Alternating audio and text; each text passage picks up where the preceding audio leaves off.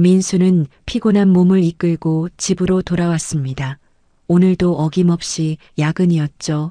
현관문을 열자 은은한 향초 냄새가 코끝을 스쳤어요. 수진이 또 독서 모임에 다녀온 날이군요. 독서 모임에 갔다 오면 항상 이렇게 향초를 켜두곤 했습니다. 거실로 들어서니 수진이 소파에 앉아 책을 읽고 있었어요. 민수가 말했습니다. 오늘도 독서 모임 재미있었어. 수진은 미소를 지으며 고개를 끄덕였습니다. 응, 정말 좋았어. 오늘은 마음 챙김에 관한 책을 토론했는데 다들 의견이 달라서 더 흥미로웠어.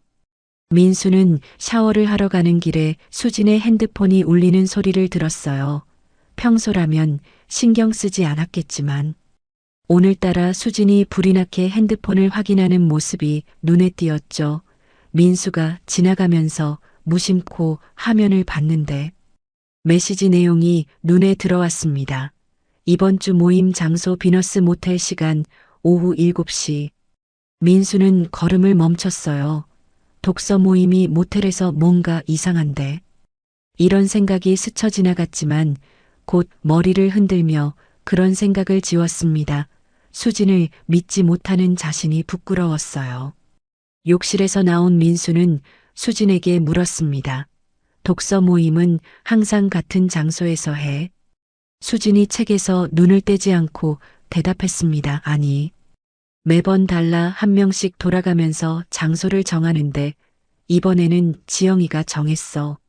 민수는 더 물어보고 싶었지만 괜히 의심하는 것 같아 입을 다물었습니다. 하지만 마음 한구석에 작은 의심이 싹트기 시작했어요. 그날 밤 민수는 잠을 설쳤습니다. 수진의 말이 사실일까?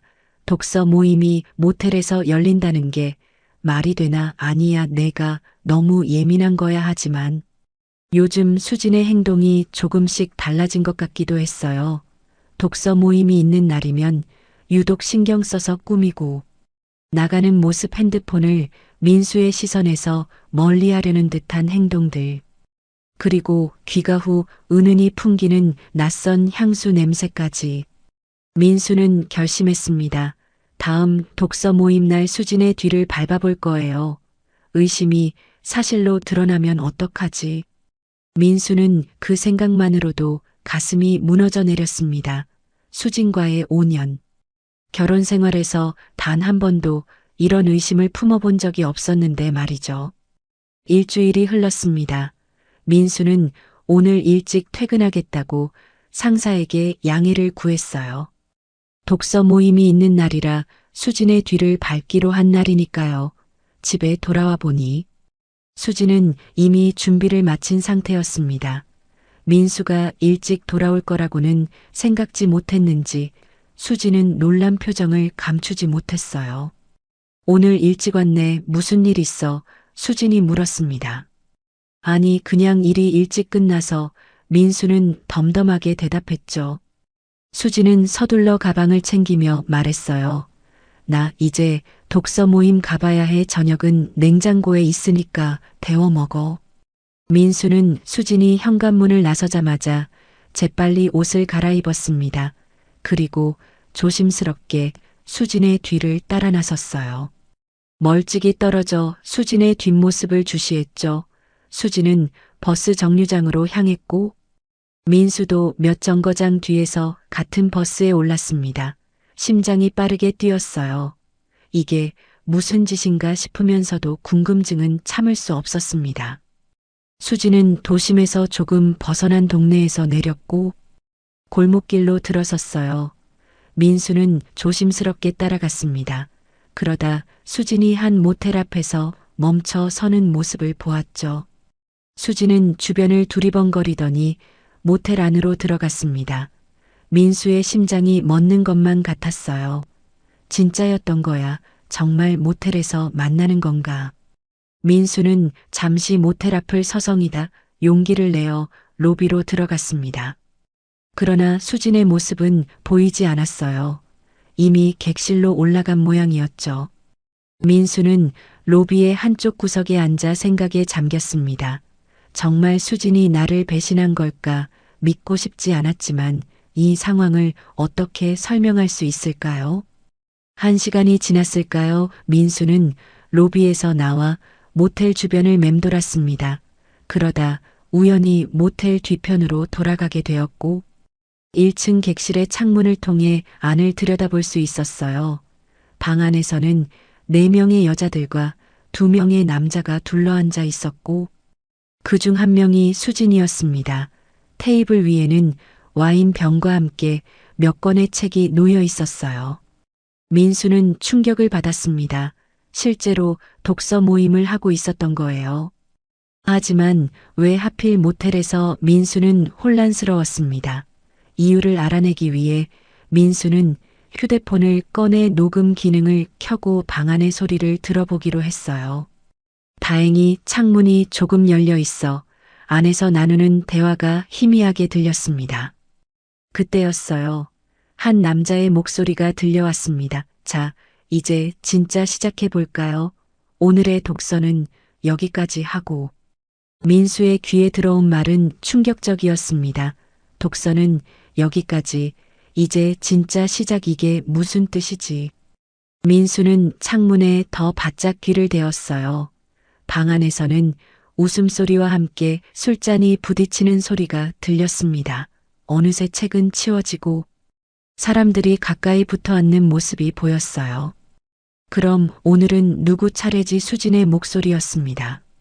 지난번에는 지영이랑 성민 씨였으니까 이번에는 수진 씨랑 준호 씨 차례네요. 다른 여자의 목소리가 들렸어요.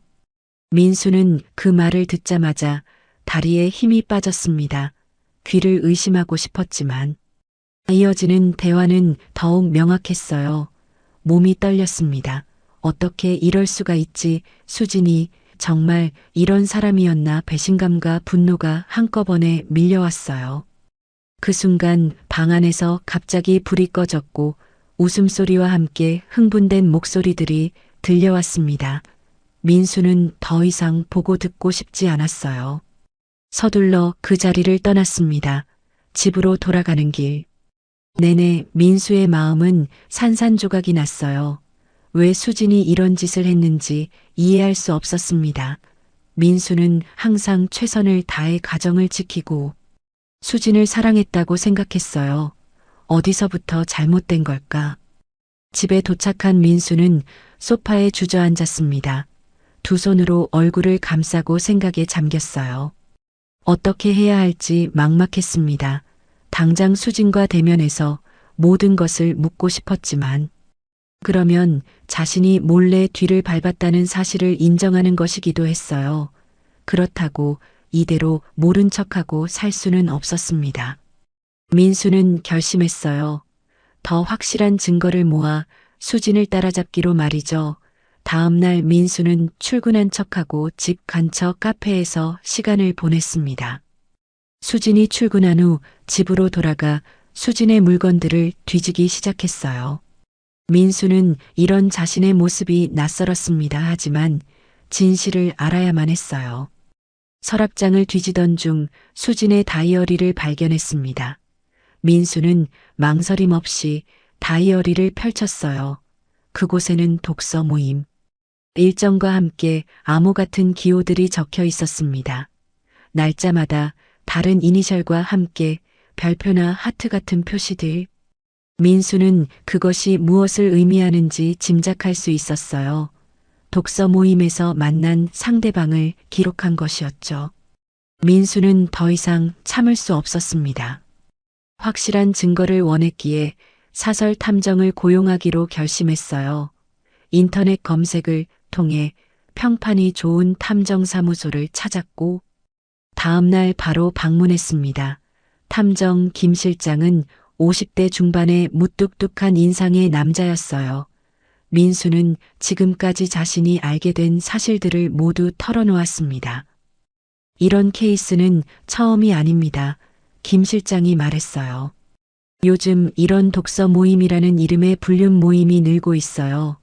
주로 SNS를 통해 은밀하게 모집하고 철저하게 기혼자들만 받는다고 하더군요. 민수는 충격을 받았습니다. 그냥 수진만의 문제가 아니라 조직적인 불륜 모임이라니 도저히 믿을 수 없었어요. 일단 철저히 조사해 보겠습니다. 김 실장이 말했어요. 증거 수집에는 약 2주 정도 걸릴 겁니다. 비용이 좀 들지만 이혼 소송에서 유리한 증거를 확보할 수 있을 거예요. 민수는 망설임 없이 동의했습니다. 이제 돌이킬 수 없는 강을 건너고 있다는 느낌이 들었어요. 하지만 진실을 마주하는 것이 필요했습니다. 2주 동안 민수는 마치 아무 일도 없었던 것처럼 수진을 대했어요. 함께 저녁을 먹고 주말에는 영화도 보러 갔습니다. 하지만 마음은 이미 멀어져 있었어요. 수진의 미소가 거짓으로 보이고 다정한 손길이 위선처럼 느껴졌습니다. 밤마다 옆에 누운 수진을 바라보며 민수는 얼마나 많은 남자들과 함께 했을지 생각하며 고통스러워했어요. 약속한 날 민수는 탐정사무소를 찾았습니다. 김 실장은 두꺼운 서류 봉투를 건넸어요. 여기 모든 증거가 있습니다. 사진 대화 내용, 만남 장소와 시간, 그리고 수진 씨가 만난 사람들의 신상 정보까지, 모임에 대한 정보도 포함되어 있고요. 민수는 손이 떨리는 것을 느꼈습니다. 봉투를 열고 내용물을 꺼내 한 장 한 장 넘겨보았어요. 수진이 여러 남자들과 호텔과 모텔에 들어가는 사진들, 은밀한 대화 내용이 담긴 메시지들. 민수의 눈에서는 눈물이 흘러내렸습니다. 5해 동안의 결혼 생활이 모두 거짓이었던 걸까요? 한 달이 지났습니다. 민수는 변호사를 만나 이혼 소송을 준비했어요. 증거는 충분했습니다. 분류는 명백했고 이혼 사유로 인정받는데 문제가 없을 거라고 변호사는 말했어요. 오늘 모든 것을 수진에게 털어놓을 겁니다. 민수는 퇴근 후 집으로 향하며 마음을 다잡았습니다. 집에 도착했을 때 수진은 저녁을 준비하고 있었어요. 평소와 다름없는 일상의 모습이었습니다. 하지만 오늘 이 평온함은 마지막이 될 거예요. 저녁 식사를 마친 후 민수는 수진에게 말했습니다. 할 얘기가 있어. 무슨 일이야? 수진이 궁금한 표정으로 물었어요. 민수는 준비해온 서류 봉투를 테이블 위에 올려놓았습니다. 독서 모임에 대해 모든 걸 알아. 수진의 얼굴이 창백해졌어요. 눈동자가 흔들렸습니다. 무슨 말을 하는 거야? 독서 모임이 왜? 내가 참여하는 독서 모임이 실제로는 불륜 모임이라는 사실을 알아. 민수는 차분하게 말했습니다. 너와 다른 남자들의 사진도 있어. 모텔에 들어가는 장면들, 그리고 너희들의 대화 내용까지. 거짓말이야. 수진이 소리쳤어요. 어떻게 그런 생각을 할 수 있어? 민수는 서류 봉투에서 사진들을 꺼내 테이블 위에 펼쳤습니다. 하나하나 날짜 순으로 정리된 사진들이었어요. 모텔에 들어가는 수진, 다른 남자와 손을 잡고 있는 모습, 키스하는 장면까지. 수진은 사진들을 보더니 몸이 굳어버렸습니다. 부정할 수 없는 증거들 앞에서 더 이상 거짓말을 할 수 없었어요. 민수, 내가 설명할게. 제발. 수진이 울음을 터뜨리며 말했습니다. 설명할 게 뭐가 있어? 민수의 목소리는 떨렸어요. 이런 짓을 얼마나 오래 했어? 1년 정도. 수진이 작은 목소리로 대답했습니다. 처음에는 그냥 재미로 시작했어. 다들 권태기에 빠진 부부들이었고 서로를 위로하다가 점점 더 듣고 싶지 않아 민수가 말을 잘랐어요. 이혼하자. 수진은 울음을 터뜨렸습니다. 제발 그러지 마. 우리 다시 시작할 수 있어. 내가 잘못했어. 용서해줘. 민수는 고개를 저었어요. 용서 그런 거 바라지 마. 이미 끝났어. 더 이상 돌이킬 수 없어. 나는 변호사와 상담했고 이혼 소송을 준비하고 있어. 수진은 바닥에 무릎을 꿇고 민수의 다리를 붙잡았습니다. 제발 기회를 한 번만 더 줘. 내가 정말 반성하고 있어. 다시는 그런 일 없을 거야. 민수는 수진의 손을 떼어내며 냉정하게 말했어요. 다른 남자들과 관계를 맺으면서 어떻게 나를 사랑한다고 말할 수 있어? 5해 동안 우리가 쌓아온 신뢰가 무너졌어. 이제 아무것도 남지 않았어. 민수는 침실로 들어가 짐을 싸기 시작했습니다. 오늘부터 회사 근처 모텔에서 지낼 생각이었어요. 수지는 계속해서 울며 애원했지만 민수의 마음은 이미 돌아섰습니다. 그동안 수진이 독서 모임에 간다며 자신을 속였던 시간들이 생각났어요. 그 배신감은 도저히 잊을 수 없었습니다. 다음 날 민수는 변호사 사무실을 찾았어요. 이혼 절차에 대해 자세히 상담했습니다. 변호사는 민수에게 유리한 조건으로 이혼이 가능할 거라고 말했어요. 증거가 충분하니 재산 분할에서도 유리한 위치를 점할 수 있을 거라고 했습니다. 다행히 아이가 없어서 양육권 문제는 걱정하지 않아도 됩니다. 변호사가 말했어요. 재산 분할만 깔끔하게 정리하면 돼요. 민수는 고개를 끄덕였습니다. 아이가 없다는 것이 이런 상황에서는 오히려 다행이었어요. 더 큰 상처와 복잡한 문제 없이 관계를 정리할 수 있으니까요. 수지는 계속해서 민수에게 연락을 시도했습니다. 문자, 메시지, 전화. 심지어 민수의 회사까지 찾아왔어요. 하지만 민수는 단호했습니다. 수진과 마주치지 않기 위해 회사에서도 조심했고 연락도 받지 않았어요. 이제 모든 대화는 변호사를 통해서만 하기로 결심했습니다. 이혼 소송이 시작되자 수진의 불륜 사실이 주변에 알려지기 시작했어요. 그동안 수진이 참여했던 불륜 모임의 다른 회원들도 비슷한 상황에 처했습니다. 그들의 배우자들도 하나둘씩 사실을 알게 되었고 여러 가정이 무너져 내리기 시작했어요. 이혼 소송은 민수의 승리로 끝났습니다. 법원은 수진의 불륜을 인정했고 재산 분할에서도 민수에게 유리한 판결을 내렸어요. 긴 법적 다툼 끝에 드디어 모든 과정이 마무리되었습니다. 민수는 법원을 나서며 마침내 해방된 듯한 기분을 느꼈어요. 하지만 동시에 공허함도 찾아왔습니다. 수진과의 결혼 생활이 완전히 끝났다는 현실이 민수를 무겁게 짓눌렀어요. 사랑했던 사람과의 이별. 그것도 배신으로 인한 이별은 너무나 고통스러웠습니다. 민수는 집으로 돌아와 텅 빈 공간을 바라보았어요. 수진의 물건들은 모두 사라졌고 그들의 추억이 담긴 사진들도 치워버렸습니다. 민수는 소파에 앉아 깊은 한숨을 내쉬었어요. 이제 무엇을 해야 할지 막막했습니다. 37살에 다시 혼자가 된다는 것. 그것도 이렇게 아픈 상처를 안고 새 삶을 시작한다는 것이 두려웠어요.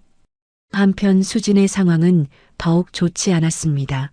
불륜 모임의 존재가 세상에 알려지면서 많은 비난을 받게 되었어요. 직장에서도 소문이 퍼져 결국 사직서를 제출했습니다. 수진은 고향으로 내려갔다는 소식이 들려왔어요.